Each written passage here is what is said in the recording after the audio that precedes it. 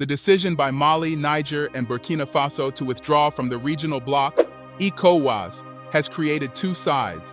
While one side believes and stands firmly with the military juntas of these countries, others, including ECOWAS itself, the African Union, some political experts, and the international community, did not only condemn the move, but also believe that it would have serious repercussions for Mali, Niger, and Burkina Faso.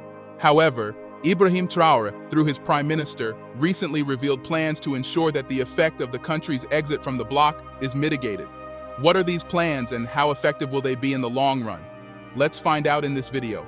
But before we do that, let's first examine the effect of the withdrawal from ECOWAS on Burkina Faso, Mali, and Niger. In a significant development, Mali, Burkina Faso, and Niger formally announced that they are withdrawing from the West African bloc with immediate effect. In the joint press statement released by the junta-led countries, the countries stated ECOWAS, under the influence of foreign powers, betraying its founding principles, has become a threat to its member states and its populations, whose happiness it is supposed to ensure.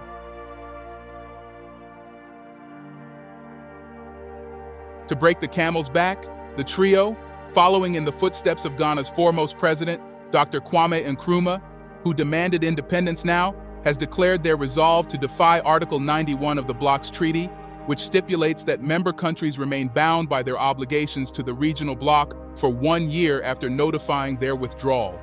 This means they are leaving immediately.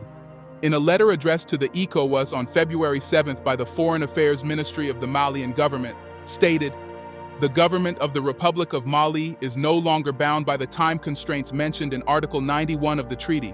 The letter further noted that the ministry has decided to withdraw without delay due to ECOWAS's desecration of its own texts, citing when the organization failed to meet its obligations by closing member states' borders with Mali in 2022, denying it access to the sea.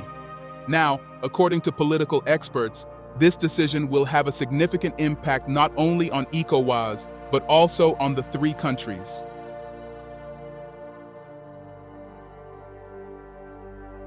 For ECOWAS, the main impact will be on trade and economic development. ECOWAS is primarily an economic community, and so, the loss of any member will affect trade and economic development. Mali, Niger, and Burkina Faso combined account for 8% of the 761 billion ECOWAS gross domestic product annually. The concern, therefore, is that the exit of the three countries could affect the flow of goods and services in the bloc. In addition, experts fear that leaving the bloc could lead to the economic collapse of the three countries that have strategic importance in the region in terms of food security. Niger, for instance, is a key source of onions, while Burkina Faso exports tomatoes to the sub-region. If this happens, it could lead to mass migration of citizens from Mali, Niger, and Burkina Faso to other ECOWAS countries, further threatening the stability of the West African region. There are also concerns that the three countries would enter into bilateral relationships with countries that might not be favorable to other ECOWAS countries. For example, there are already concerns about Niger's alliance with Russia after it severed ties with France. For Mali, Niger, and Burkina Faso, the major impact of their decision to withdraw from the bloc will be on the movement of people, goods, and services. Under ECOWAS, members enjoy unrestricted movement of citizens within the bloc. Citizens of ECOWAS countries can live and work in any country in the bloc. For instance, there are more than 5 million citizens of Burkina Faso, Mali, and Niger living and working in Côte d'Ivoire alone. Ghana, Togo, and the Republic of Benin also host large numbers of Nigerians.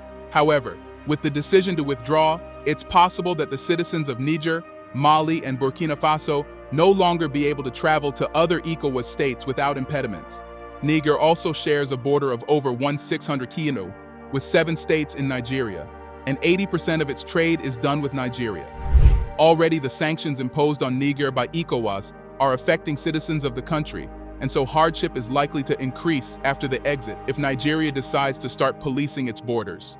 Also, depending on how ECOWAS agrees to relate to the countries in future, there could be restrictions on goods and services which would further affect the economies of these countries. Now, speaking through his prime minister, Ibrahim Traore highlighted that plans are currently being made to mitigate the fear and concerns about Burkina Faso exit from the bloc. The prime minister started by saying that Burkina Faso's decision to withdraw from the ECOWAS is driven by a desire to safeguard the nation's sovereignty and security. He said that since the disappearance of the Libyan Mohammed GFI in 2011, Mali and Niger were immediately confronted by terrorists, which led to the savage killings of dozens of Malians and Nigerian soldiers. Citizens were also slaughtered and sometimes forced to choose between conscription and forced enlistment. Crops and harvests perished and the economy of Mali and Niger fractured. Yet, according to the Prime Minister, throughout all this time, neither the African Union nor the regional bloc, ECOWAS, was helpful. He noted that the countries of the West, with the tears of a crocodile, sent forces in a so-called peace mission to deal with the insecurity, but the reality was that those forces only came to create a barrier protection for the terrorists. It's why the situation worsened even after these foreign forces, with their superior technique and equipment, came to supposedly help. The Prime Minister further added that the terrorists grew so strong during this period that they decided to spread their wings by venturing into Burkina Faso's territory under the complicit eyes of the African Union and the ECOWAS. After several years of suffering, the citizens of Mali began to demand accountability from the so-called democratically elected leaders, leading to demonstrations and protests all around the country. It was at this point that Colonel Assimi Goïta decided to overthrow the civilian government and take over the helms of the government to control the situation. The Prime Minister stated that this scenario was the same that happened in Burkina Faso and Niger. The military in these countries found it necessary to take over from the civilian government because the situation was getting worse in their hands. Speaking on the incompetence of ECOWAS, the Prime Minister of Burkina Faso stated that, while our fellow citizens were killed horribly, neither the ECOWAS nor the African Union shed tears or showed compassion. He explained that he personally received delegates from the African Union and ECOWAS concerning the situation, and when they arrived, their only concern was to know first, the date when the military would hand over power and conduct elections, and second, to meet with political parties which, according to the Prime Minister, are responsible for the situation. These delegates didn't show any concern about the population who have been suffering from terrorism, and neither did they propose any plans to fight terrorism. Hence, the Prime Minister added that he concluded that he would never meet with any delegate from the African Union and ECOWAS. Moving on to talk about concerns raised about the withdrawal of Burkina Faso from the bloc, the Prime Minister outlined a comprehensive approach to regional security in response to the fear that withdrawal from the bloc would lead to regional insecurity. The Prime Minister highlighted that Burkina Faso would enter into new security partnerships by negotiating bilateral agreements with neighboring countries in order to form a stance against shared security threats. Burkina Faso will also strengthen its internal security by investing in military intelligence and technology to better enable it to fight terrorism. Recall that some experts believe that the withdrawal of the three countries from the bloc is a setback for regional integration. However, the Prime Minister noted that Burkina Faso is still committed to regional integration despite withdrawing from the bloc. He emphasized that there are other alternative avenues for collaboration, citing the African Continental Free Trade Area. So, this means that even if Burkina Faso cannot collaborate with individual ECOWAS countries under the ECOWAS bloc, it should be able to do so under the ACFTA. This means, rather than a complete disengagement from regional affairs, Burkina Faso will begin to explore partnerships beyond the constraint of the regional bloc that aligns with its interests. Addressing the potential impact on businesses and the economy, the Prime Minister stated that the government has a comprehensive plan to mitigate the adverse effect of the withdrawal.